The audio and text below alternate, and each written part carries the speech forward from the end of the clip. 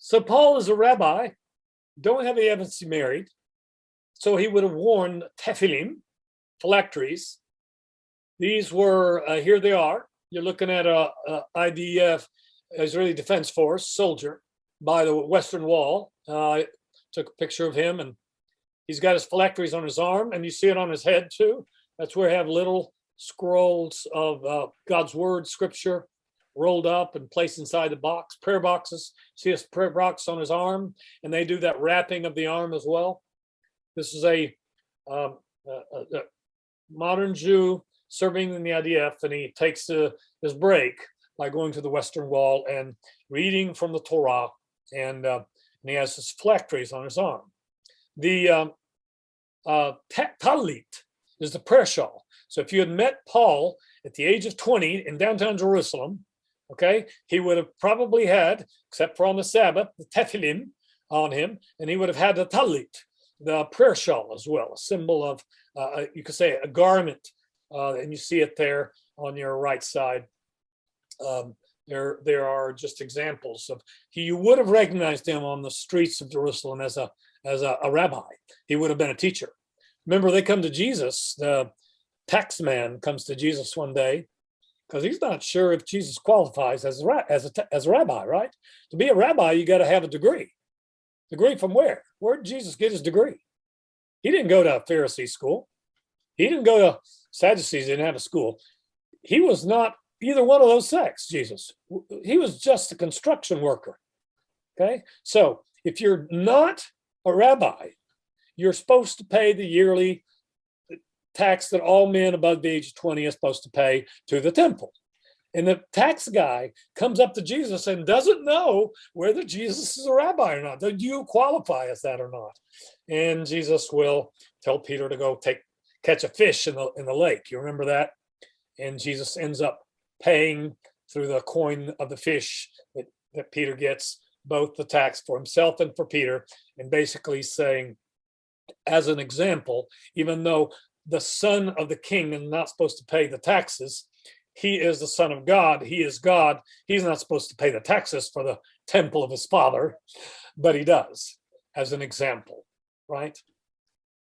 Strabo lives about the time of, he's already born when Paul and Jesus, he was born about 63 before Christ. He's a geographer, a great writer, Roman, and he talks about Jews and says, it's not easy to find a place in the inhabited world which this tribe has not penetrated. That's not a very nice compliment he's paying to the Jews in the Roman world, okay, of the turn of 1 AD to 1 BC to 1 AD. I think he dies in 23 AD. There were large concentrations of Jews outside of Palestine in major cities like Babylon, North Africa in the area of Phoenicia, Cyrene, North Africa, Greece on the Balkan Peninsula, and in Rome. There were a lot of Jews in downtown Rome. The estimates that are given by scholars is between 3 and 8 million. I've used the number 6. So I use that as something in between 3 and 8. Okay, that is a large minority within a context of about 80 million people in the Mediterranean world. About 7% of the world was made of Jews. Let me tell you why. The Jews don't practice abortion, while the Greco-Roman world does. In fact, the first emperor of Rome is going to adamantly make a law that all the aristocratic classes of society of Rome need to have at least 3 children, because they are not having children. They're dying out from the roles of the Senate, and therefore he makes a law to say how many children. This is a pagan emperor that says we need children. Okay, now he means not everybody, but the Jews do not practice abortion. So therefore they have more children by automatic numbers than the Greco-Romans do. Greeks practiced abortion, Romans practiced abortion. Unwanted children it was very dangerous, but children that were born that had birth defects and other things like that were left out to dry, so to speak, on a mountain. This is the way in which in ancient times they practiced, tragically, abortion. We're not much better than the ancient pagans we still do it today in the name of choice. That's my 2 cents on that thing that has been a devastating blot on American culture since 1973. The most Greco-Romans had a negative view of the Jews. Why? Because they were different. They're one God people. They're seen as Easterners. Okay, their religious customs were strange, different than the Greco-Roman gods. Okay, and more importantly, I wanted to stress they didn't like the Jews because they had so many privileges that had been granted to them by very important Roman officials in the past, and they were enjoying those privileges. And why did the Jews have privileges? Okay, that's we're going to have to see that. Why did they have privileges? They were on the list of accepted religions. They were protected. I'm going to make a list for you of things that they could do because they were Jews. Okay, now, how did the Jews in the Roman world impact Greco-Roman culture, all the major urban centers? Some went native, i.e., they simply adopted Greek culture, Roman culture. They compromised. A few, not many. Most Jews formed their own ghettos, and then that's not a negative word.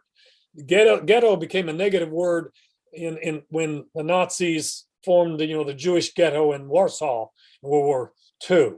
But the word ghetto meant all people of one religion, one faith. Remember, they have schools called synagogues, so they lived close by, so you could send your children to the synagogue down the street from downtown Rome or downtown Ephesus or downtown Corinth. Now, so there were two extremes. Some went native, others formed a Jewish ghetto and protected themselves from too much influence of Greco-Roman society. Okay, others were kind of between, where they assimilated, Greek dress or Greek coins, but in spirit and in content they remain Orthodox Jews. They just adopted some things here and there, And for those of us that have been on a mission field, say, that's kind of what a missionary. There are missionaries that go totally native. They abandon their roots completely and become. I am proud to be considered Italian by the Italian, even though I have an identity card. I don't have an Italian passport, but I am proud to be considered Italian. It's an honor, even though I'm an American citizen born in Nashville, Tennessee. Okay, but I don't go native. I don't act like I'm not American in Italy. I am American, but I would love to be considered Italian too, if I'm allowed. Okay, you can assimilate Hellenistic forms in the first century, but remain a Jew in spirit and in content. And Paul will know Greek philosophy, know the Greek language so well. What exactly was his world? So here's the map that you've seen many times before. There's Tarsus right over there in the turn of the Roman province of Cilicia. There's Rome, now the epicenter of the world. Back 8 centuries before, Rome was absolutely nothing. Nothing was on the Tiber River. It was, and that's it. And now, by the time of Paul, it has become the largest city in the world, 2 million people. You look down at North Africa, you'll see Alexandria. That's the next largest city in the world at 1 million. Corinth has 700,000. Ephesus has about 250,000. Jerusalem, 200,000. So the Roman Empire, they govern mostly the big cities. The countryside, the Romans don't care too much about because stuff is not going to happen there. Okay, now, what are the privileges? Maybe I mentioned before. Here's things the Jews got to do because they were on the list of protected religions. They were free to exercise it. They were not forced to bow down before Roman gods. They got to regulate their life by their own law. That's amazing.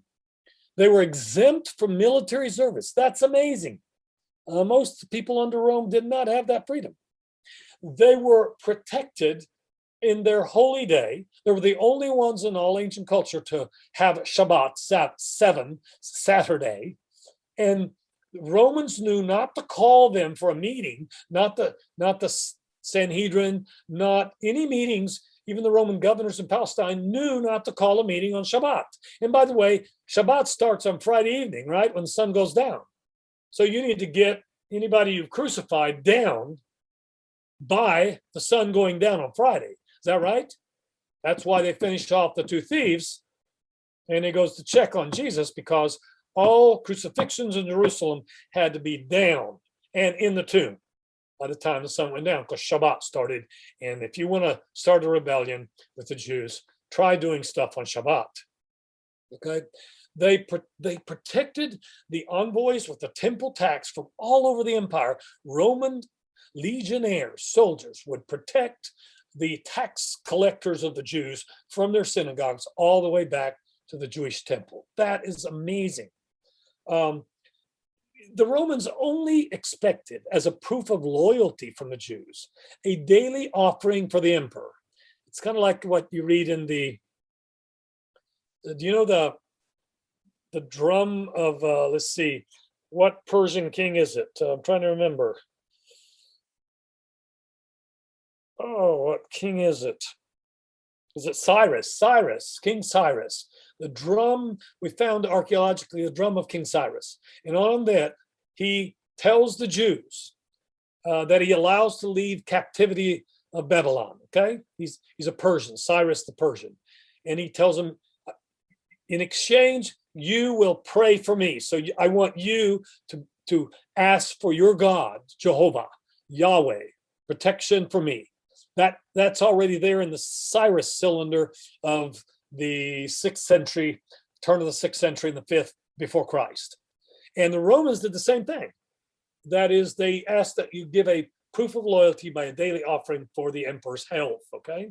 Now, Jews outside of Judea enjoyed running for politics. They even will keep that as a right even after they do the unthinkable. Romans have 2 rules. Don't ever rebel and pay your taxes. And the Jews will do that. They will rebel. And they will even let them still run for politics even after some rebellions, which is amazing.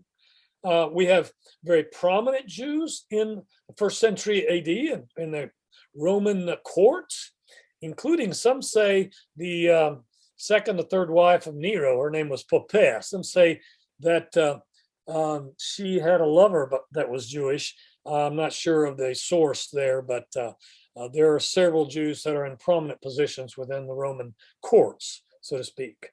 And by the way, here's one more data. Of all the people enslaved to Rome, the Jews are the lowest in number percentage-wise than any other people under the Roman domination, which is surprising, since they did try to resist the Romans in 63 before Christ. They thought God would help them. Pompey and his legions took Jerusalem, didn't destroy it completely. Pompey went into the Holy of Holies. That's the last time anybody's seen the Ark of the Covenant. It was gone. Evidently, the Jews hid it, and wherever they put it, it's been destroyed or it's still hidden there, but it's not been seen since 63 before Christ, when Pompey walked into the Holy of Holies, didn't touch anything, walked out. He showed that Roman could go into the Holy of Holies, Jewish God, if they wanted to, but they were walking out and leaving them to it. Okay? Any comments? So, Galatians 1, just some quick passages here, in which Paul, in his letters, his 13 letters, mentions his Jewishness. For you have heard of my former manner of life in Judaism, how I used to persecute the church of God beyond measure and tried to destroy it. And I was advancing in Judaism beyond many of my contemporaries among my countrymen, because I was more extremely zealous for my ancestral traditions. I'm just picking a few verses that speak of the Jewishness of Paul. 1 Corinthians 9, To the Jew I became as a Jew, so that I might win more Jews. To those who are under the law, as under the law, though not being myself under the law, so that I might win those who are under the law. To those who are not without the law, as without law, though not being without the law of God, but under the law of Christ, so that I might win those who are without law. He contrasts the two-colored vision of a Jew. There's us and them. There's Jew and Gentile. That's the way in which a Jew, especially one that was a Pharisee, was brought up to see the world. 2 Corinthians chapter 11, verse 22. Are they Hebrews? He's talking to some people who have come into Corinth and claimed greater spirituality and more, you could say, Hebrew culture than he, okay? They say Paul's a washout. He's a white washout. He says, are they Hebrews? These people that are claiming more authority than I have? Well, so am I. Are they Israelites? Well, so am I. Are they descendants of Abraham? Well, so am I. Remember, he's using the present tense. He's still a Jew. He's still a children of Israel. He's still a Habiru, okay? And by the way, just a comment. Israelites comes from Israel, which of course the name that God gives to Jacob, right? That's one of the names for the descendants of Abraham. Hebrew comes from the word, well, the Egyptians call them in captivity, Habiru, Habiru. So Hebrew, Israelites, the word Jew is more recent, comes from the captivity in Babylon, comes from like the 6th century. And Judah, Judaios will be the way it is in Greek. So 3 different terms for the people that are so different, so unique, 6 million of them, divided in various sects, not on the same page theologically, but very unique within the Roman Empire. Any other comments or questions?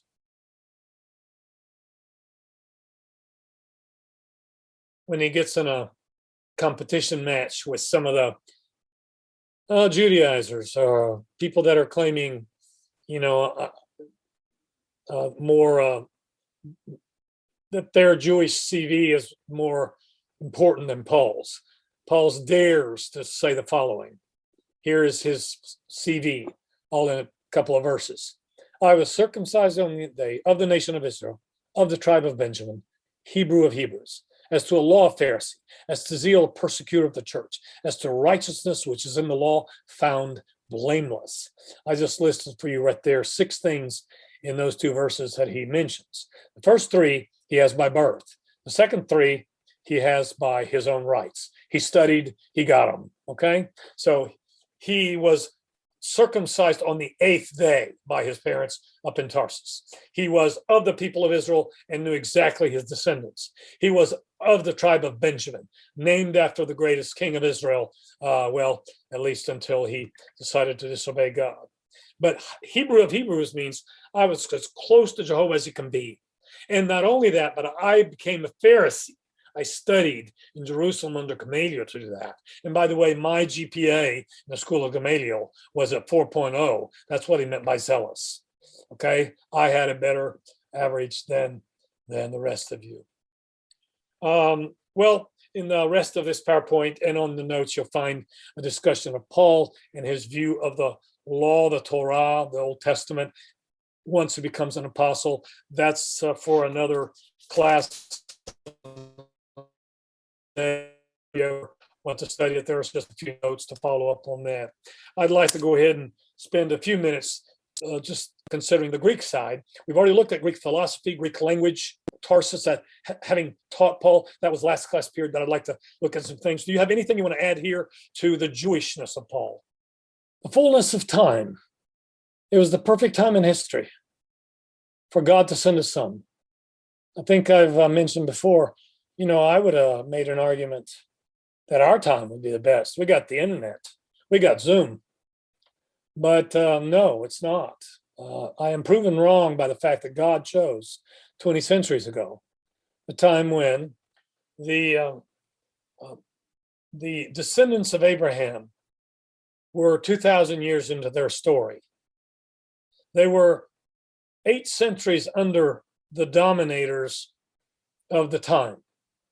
And I'm looking at just the last two here, the Greeks and the Romans, because it's a Greco-Roman society that the Son of God is born into. Let me mention something. Jesus spent from the age of 2 to the age of 30 in construction work in Galilee. And I don't think it was all in Nazareth. Nazareth is a small village of maybe 300 or 400. There is a archaeologist in our fellowship called Beatty that has done excavations of a Greco-Roman city that's just 4 miles across the valley from Nazareth. It's called Sepphoris. If you want to ever look it up, a small little book that's very interesting, Sepphoris.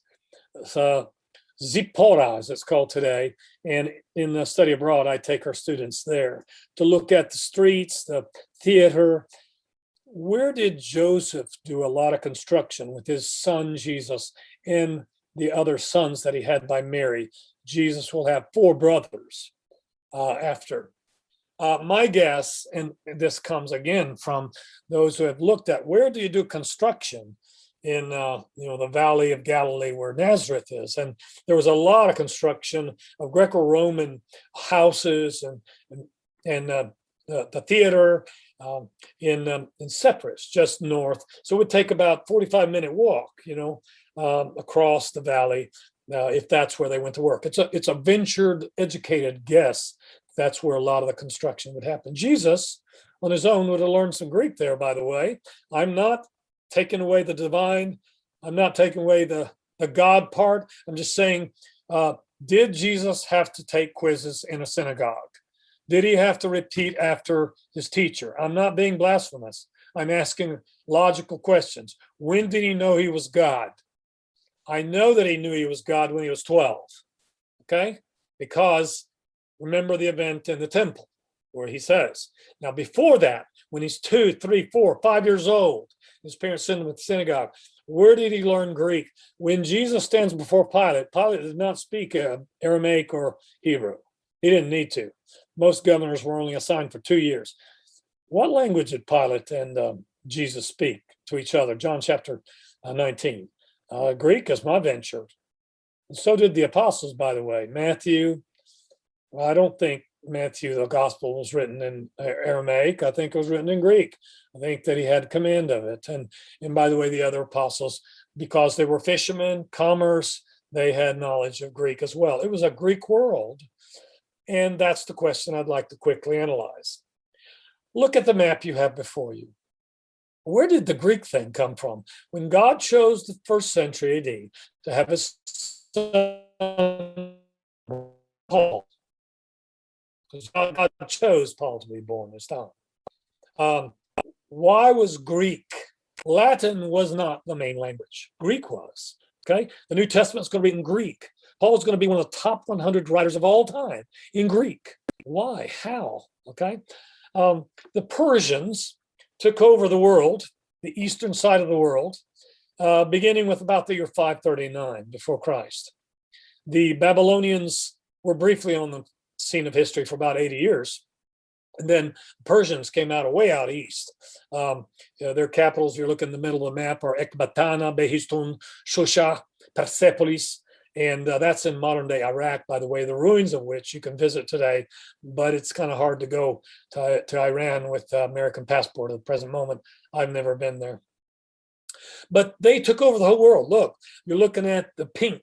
They took over, they took over, even had major influence on Egypt during the 5th and 4th century before Christ.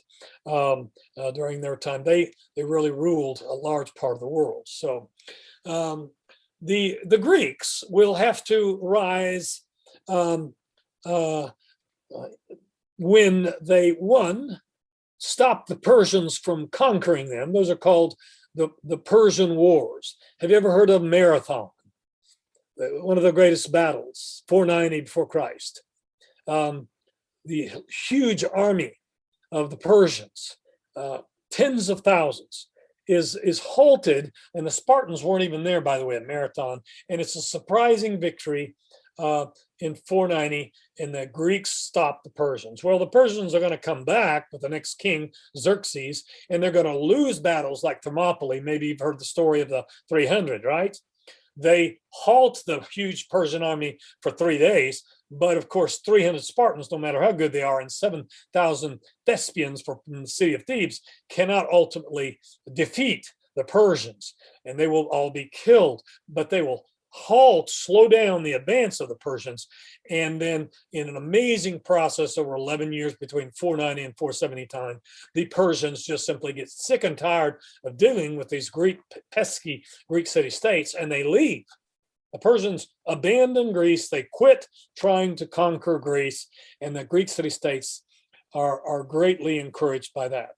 Now, check back then about a century and a half later. We're now in the 4th century before Christ. We moved from the Battle of Marathon and Thermopylae and Salamis, the naval battle. We moved to about the year 334.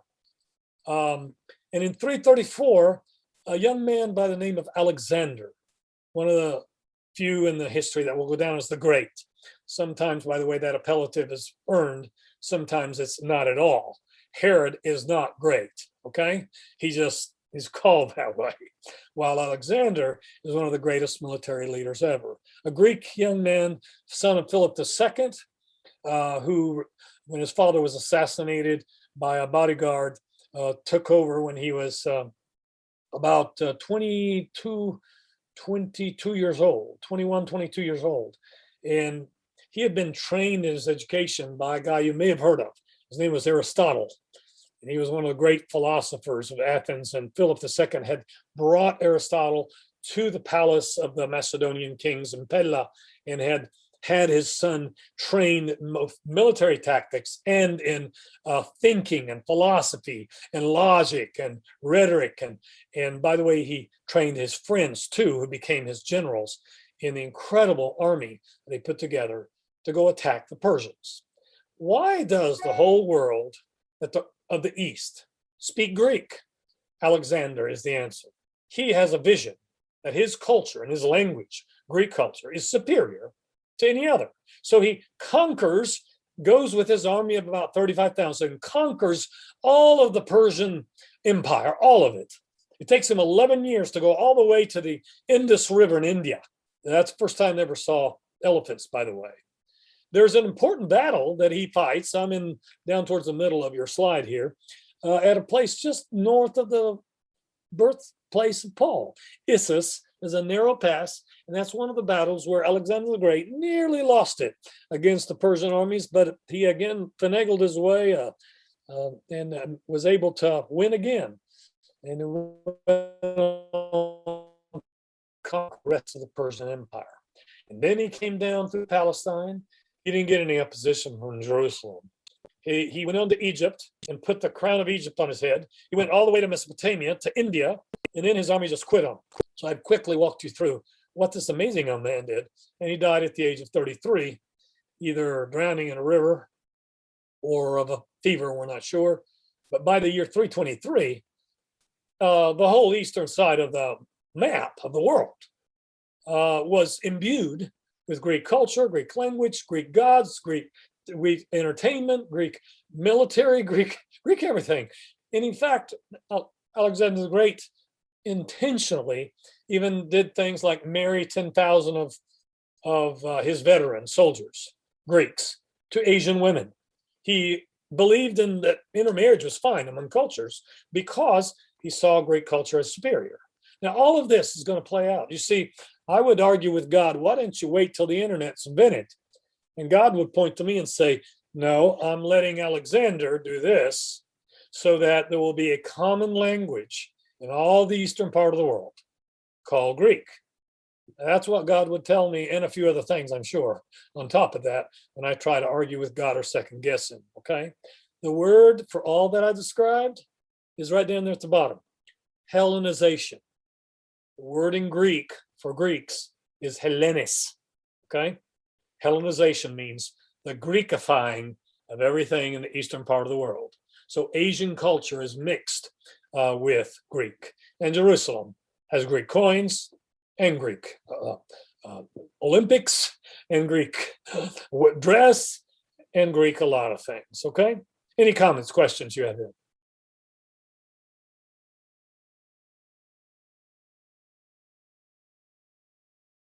Don't let me silence you. Okay, don't let me do that. That would be bad. So I don't need us to do this. Here are some things I'd like to point out. Again, I'm looking at my time. I'm going to stop in about 20 minutes on the Greek slides that you have, Greek notes. Just point out a few things and then move to the Romans in our third hour. There's a large community of Jews in Egypt, and they began to lose their language, and they began to adopt the language of the world. Lingua franca is what the Romans are going to call it. Lingua franca means the common language of most of the world. Because of Alexander the Great and what he had done those amazing 11 years, that you could say settled in for nearly 3 centuries before Jesus and Paul were born. Greek culture, Greek temples, Greek gods, Greek language was everywhere. Greek coins, the drachma, okay? Here's a very important development that happened about a century after Alexander the Great did his thing. He died suddenly, and 5 of his generals divvied up his empire, and a couple of them will deal with the politics of north of Jerusalem and south of Jerusalem. You could say Egypt and Syria, okay? It's called the Septuagint. And I'm sure that you've heard this term before, but if you haven't, the Septuagint is a translation of the Old Testament from the Hebrew into the language of the world by that point. It's Greek. It's beautiful Greek. It's a wonderful translation, to be honest with you. Some say that Ptolemy II, who was one of the descendants of the Greek generals that he was a Greek, okay? Ptolemy II in Egypt, Alexandria of Egypt, did it because he was building a massive library, and there were a lot of Jews in Alexandria. By the way, Alexandria was a city that was founded by Alexander the Great when he was there, and it became the second largest city in the world 3 centuries after Alexander founded it. But there was a major library that Ptolemy II, one of the descendants of the Greek kings that served Alexander, and he ordained, he ordered, he commissioned some scholars, linguists, to translate the religious text of the Jews. There were about, some say 70,000 of them in Alexandria, to translate it to Greek, because many Jews could not read anymore. And so there you go. And it's the symbol of the Septuagint is LXX. Those are Roman numerals. You may know them or not, but L is 50, X is 10, so that's 70. Actually, there were 72 scholars, so that's not correct, but that's the Roman numerals involved. This translation became the version of the scriptures of the Old Testament of the dispersion Jews, because most of them in the dispersion couldn't read Hebrew that well, or they could only speak Aramaic, which is a version coming out of of Hebrew coming out of the captivity. This is not a good comparison, by the way, because I don't read Hebrew.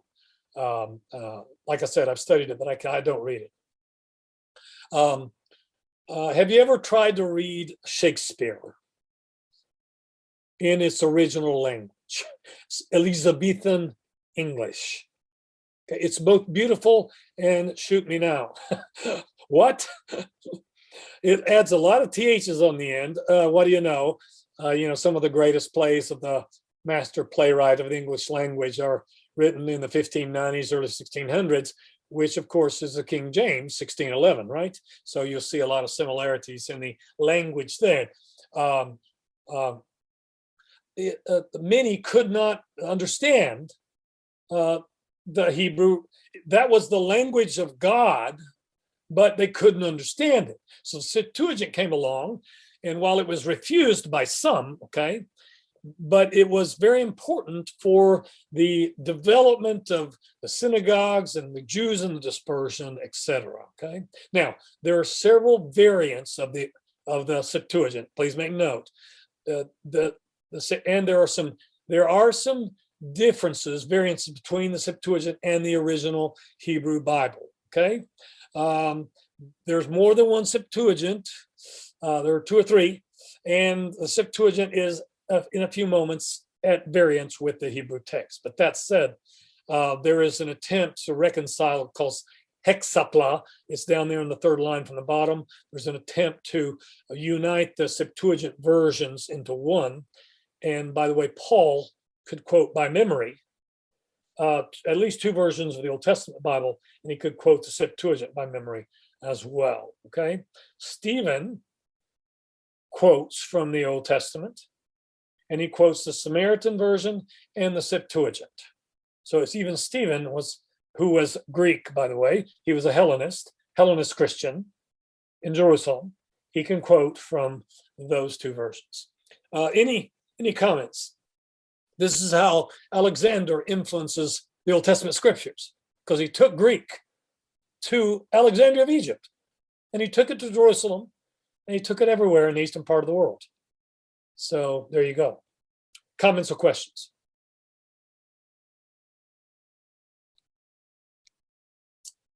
Right before the time of Jesus, the name of Antiochus IV is a very bad moment in the history of the Jews under dominators. The Persians have been fairly good to them. The Greeks were too, except Antiochus IV. Around 176, he began his rule, and he wanted to extinguish that unique. He governed from Syria, and he was a descendant of Greek kings, and he just put it upon himself to do what the Jews had not experienced, at least since the Assyrians, which is to just uproot completely Judaism. Any traditions, any festivities, any circumcising on the 8th day, and from there on, okay? That will cause the Jews to rebel. The Jews will rebel to one of the descendants of Alexander the Great when he takes upon himself to try to extinguish all their religious culture, and they will rebel to it. That's called the Maccabean Revolt, and it happens over a period of about 3 years. And one of the traditional acts of Antiochus IV is said to have been to have sacrificed a pig on the altar in the Jerusalem temple. We're not sure exactly that actually happened, if it's just a tradition. We don't know exactly the source, but there is a festivity that's still celebrated by the Jews today called Hanukkah. Hanukkah, what do you call it? And it goes back to 2100 years ago. So it's one of the later Jewish festivities. The cleansing of the temple after it had been defiled by Antiochus IV is Hanukkah. Hanukkah or Hanukkah is one of the latest editions of Jewish festivities, okay? Here's another word, Hasidim. Hasidim comes out of the rebellion of the Maccabean, the Jews rebelling to the Greek king, okay? Some think that the Hasidim, which is a term that means keep pure, purist, is actually the origins of the sect of the Pharisees, because that does fit. Pharisees are, let's not let Jewish culture influence us. So they're the purists. So it could be that that's where they're born. But of course, they will be the good guys who become a target of Jesus because they go askew in other areas. Okay, so what else do I want to mention from this slide? You will find Greek art, Greek literature, Greek philosophy, swamp Roman society, and it filters in through Roman society back into Judaism again. And here's going to be the issue. Except, Jerusalem will try to keep anything Greco-Roman at bay as much as they can. But the truth is that clothing, coins, sports, you're going to find a whole lot of things in downtown Jerusalem that you wouldn't expect to find in the first century AD when Paul goes there to study. There is cultural Hellenism and there's personal Hellenism. Personal Hellenism is that you start seeing parents, Jewish parents, who go to synagogue that reads in Greek, the Old Testament. They start calling their children when they're born by a Greek name, such as Stephen, Philip. Yes, Paul, by the way, is his Greco-Roman name. And we're going to look at this very quickly. It's Paulos in Greek and Paulus in Roman, but it's not a Jewish name. And they're required to give him a Greco-Roman name because he has Roman citizenship. We're going to see that. So Saul is his Jewish name, and then he has what we call Paul, but in Greek it's Paulos with an OS ending, while in Latin or Roman it is Paulus. Okay, so parents, Jewish parents, start naming their children after Greek names, like Stephen, or actually all 7 of the Acts 6 deacons, as I see them, are Greek names, all 7. Okay, Prochorus. You can look at the list. They're all Greek. They're all in the church. They become deacons and leaders in the church. Okay. The other effect is everybody, even a fisherman or a tax collector or a construction, they learn to speak Greek by ear, and that just becomes part of it. The reading of the scriptures, Old Testament scripture in the Septuagint, LXX, helped the Jews to kind of have that as a second language that they would dabble in. Okay, now you know that the Greek that we see by the time of Jesus and Paul, the Greek of the New Testament, is called koine. Okay, look at the bottom there. I'm quickly just making a reference to the fact that there are several kinds of Greek language. There's Homeric Greek, there's Athenian classical Greek. Let's not worry about those. By the time of Jesus, in the marketplace and in literature, it's called Koine Greek. It's a variant of the classic Greek that was used in Athens, or the Homeric Greek of the 8th century before Christ. Okay, and in the New Testament, the book of Acts, the Gospel of Luke, and the book of Hebrews are the 3 best Greek language text. However, letters are marvelous as well. So he's one of the great writers of the Greek language. Any comments or questions? I'm not going to spend a lot of time on this, but please make note. Who invented the Olympics? You get one guess. The Greeks started it in the 8th century before Christ. They held them in 4 different places: Olympia, Nemea, Corinth. They were Pan-Isthmian games, Pan-Athenaic games. Some were held every 2 years. And it was never, it was lay down your weapons, quit fighting each other, Greek city-states like Athens, Sparta, Corinth, and Thebes, and let's have several weeks, not just 3, like our modern-day Olympics. Let's have several weeks of competition where you root for your city. The Olympics were not countries, they were Greek cities. That's how it started in the 8th century before Christ. Sports and Olympics. In the life of Paul, he's going to be in at least 2 cities that had major games. He's going to be in Ephesus and in Corinth, and he's going to get to see and witness the discipline and the competition. The Romans, when they conquered the Greeks, will keep these things going. Okay, the Pan-Isthmian games, the Pan-Athenaic games. They will institute gymnasiums, which was an important symbol of sports and athletics in Greek society, which the Romans will adopt when they conquer them.